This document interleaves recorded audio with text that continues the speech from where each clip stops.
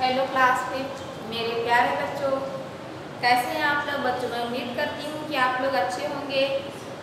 आज मैं आप लोगों को हिंदी विषय के अंतर्गत पाठ 5 भक्त नीति माधुरी पाठ के अंतर्गत मैं प्रश्नोत्तर लिखवाऊंगी और वह प्रश्नोत्तर आपके जो है दोहों से संबंधित जो कवि हैं रहीम जी, उनसे संबंधित होंगे। आज पहले मैं आप लोगों को रहीम जी का थोड़ा संक्षिप्त परिचय दे देती हूँ और उनके विषय में प्रश्नोत्तर लिखवा देती हूँ बच्चों। फिर जो है मैं आप लोगों को उससे संबंधित जो है दोहों से संबंधित प्रश्नोत्तर लिखवाऊंगी। रहीम, यहाँ ऊपर लिख लीजिएगा रहीम।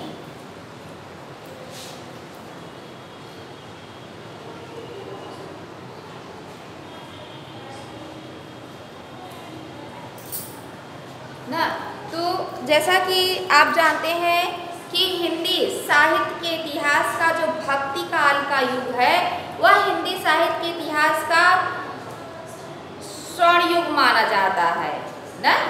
हिंदी साहित्य के इतिहास का स्वर्ण युग माना जाता है। क्यों? क्योंकि इसमें हिंदी का सर्वांगीण विकास हुआ, हर तरफ से हिंदी का विकास हुआ।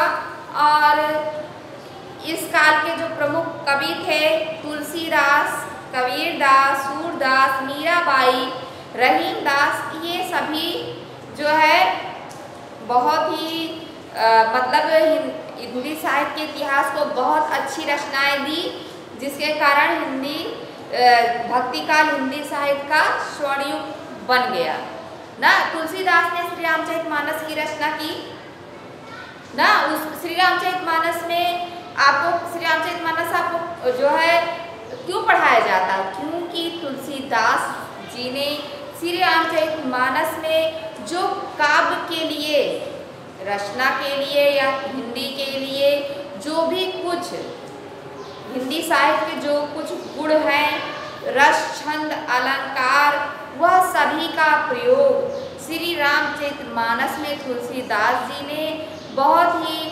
कलात्मक ढंग से किया है। इसलिए जो है हम तुलसीदास द्वारा रचित श्री रामचरितमानस को पढ़ते हैं ना। क्यों? क्योंकि उसमें हिंदी की सभी विशेषताएं विद्यमान हैं। तो साहित्य वह होता है जिसमें मनुष्य का हित छिपा होता है। साहित्य यानी जिसमें मनुष्य का हित छिपा होता है उसे ही साहित्य कहते हैं। तो जो है जैसा कि मैंने आपको बताया है पहले ही कि हिंदी साहित्य के इतिहास के भक्ति काल को दो भागों में बांटा गया है, निर्गुण और सगुण। और निर्गुण और सगुण को भी दो भागों में बांटा गया है।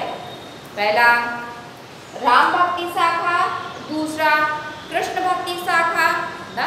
और यह है सगुण उपासक। और फिर निर्गुण को भी दो भागों में बांटा गया है, ज्ञानाश्रयी शाखा और प्रेम मार्गी शाखा। तो रहीमदास जी जो हैं निर्गुण निराकार परब्रह्म के उपासक थे और ज्ञानाश्रयी शाखा के कवि थे। बच्चों आइए रहीमदास जी से संबंधित कुछ प्रश्नोत्तर मैं आपको लिखवाती हूँ। आप लोग ध्यान से पढ़िएगा, सुनिएगा और लिखिएगा। आइए ब्लैक बोर्ड देखते हैं। देखिए पाठ 5 भक्ति नीति माधुरी। इसमें आपको मैंने कबीर का दोहा पढ़ा दिया, लिखा दिया, समझा दिया, सब कुछ हो गया। रहीमदास जी के दोहे हैं ना, उससे संबंधित पहले सर्वप्रथम मैं रहीमदास जी से संबंधित प्रश्नोत्तर लिखवाऊंगी। प्रश्न पहला है रहीमदास जी कौन थे?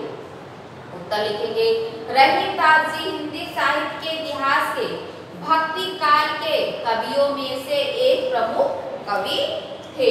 फिर प्रश्न दूसरा है कवि रहीम किसके उपासक थे? उत्तर है कवि रहीम निर्गुण निराकार पर ब्रह्म के उपासक थे। फिर प्रश्न तीसरा है रहीमदास जी भक्ति काल के किस शाखा के प्रमुख कवि थे? उत्तर है रहीमदास जी भक्ति काल के ज्ञानाश्रयी शाखा के प्रमुख कवि थे। यानी जिनकी रचनाएं ज्ञान पर आश्रित हो उसे कहते हैं ज्ञानाश्रयी। तो बच्चों ये 3 प्रश्नोत्तर हमारी क्लास पर लिखिएगा और याद भी करिएगा। अब आइए मेरे प्यारे बच्चों, देखते हैं आपका होमवर्क क्या है। होमवर्क आपका प्रश्नोत्तर भी है और रहीम दासी से संबंधित है और क्लास वर्क से भी संबंधित है। देखिए पहला प्रश्न, कवि और रहीम दास जी हिंदी साहित्य के इतिहास के किस काल के प्रमुख कवि थे? तो किस काल के कवि थे? भक्ति काल के ना। तो आप लिखेंगे कवि और रहीम दास जी हिंदी साहित्य के इतिहास के भक्ति काल के प्रमुख कवि थे। सॉरी मैंने यहाँ है लिख दिया है।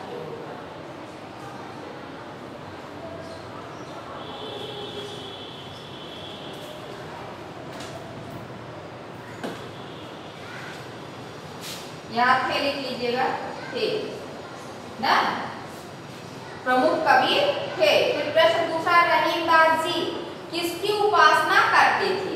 उपासना करना यानी भक्ति करना। तो या निर्गुण निराकार पर ब्रह्म के उपासक थे ना। देखिए निर्गुण निराकार पर ब्रह्म के उपासक। निर्गुण ना, जिसका कोई आकार प्रकार न हो, निराकार जिसका कोई आकार प्रकार न हो, पर ब्रह्म यानी परमात्मा की उपासना करते थे। तो आप क्या लिखेंगे? रहीम दास जी निर्गुण निराकार पर ब्रह्म की उपासना करते थे। फिर प्रश्न तीसरा है, भक्ति काल के ज्ञानाश्रयी शाखा के प्रमुख कवि कौन थे? कौन थे? रहीम दास जी। इस बात का ध्यान रखिएगा, जिस कवि के बारे में आप पढ़ रहे हैं उसे ही लिखिएगा। समझ में आया? तो आप लिखेंगे भक्ति काल की ज्ञानाश्रयी शाखा के प्रमुख कवि जो है रहीम दास जी थे। ओके बच्चों, आशा करती हूँ आप लोगों को समझ में आया होगा। इसी उम्मीद के साथ मैं आपसे विदा लेती हूँ। ओके बच्चों, फिर मिलूंगी। Bye bye.